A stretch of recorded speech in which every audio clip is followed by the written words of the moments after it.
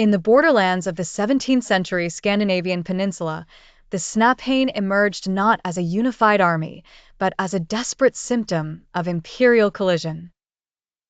During the brutal Scanian War of 1675 to 1679, the provinces of Scania, Blekinge, and Halland became a scorched-earth theater where the Swedish Empire struggled to consolidate its recent conquests against a resurgent Denmark. The term itself, likely derived from the German Schnappen meaning to snatch or seize, was a derogatory label used by Swedish authorities to categorize a fluid mix of pro-Danish guerrillas, displaced peasants, and opportunistic outlaws.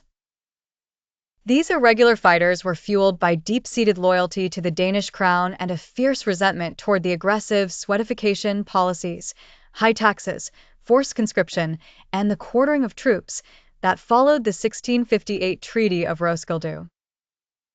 Operating from the dense, impenetrable forests of northern Scania, they engaged in a relentless campaign of sabotage, intercepting supply wagons, capturing royal messengers, and launching lethal ambushes on isolated Swedish patrols. The Swedish response, led by King Charles XI, was one of systematic terror.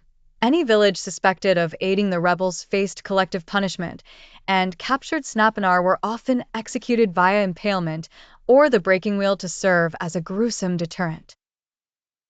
Figures like Leal Mads and the legendary, though perhaps composite, Svend Poulsen became symbols of this local resistance. The conflict reached its psychological zenith with the Great Loot of Loschult, where peasants seized a massive Swedish gold transport, signaling the profound difficulty the empire faced in governing a hostile frontier.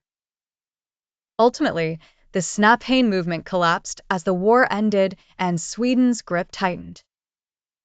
The legacy of the struggle left a permanent scar on the region, marking the violent transition of a border people from Danish subjects to integrated, if initially reluctant, members of the Swedish state.